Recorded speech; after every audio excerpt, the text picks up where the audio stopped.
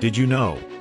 The average person spends over $1,500 a year on coffee? $5 here, $5 there.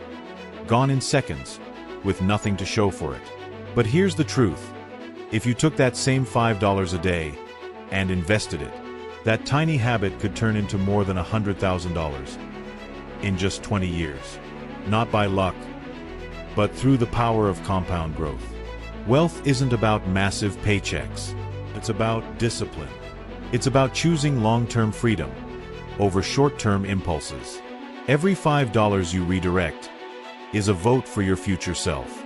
So ask yourself right now, what's your $5 habit? The money you waste without thinking? Because the perfect time to start isn't tomorrow. It's today. Start small, stay consistent, and watch those tiny choices transform your future.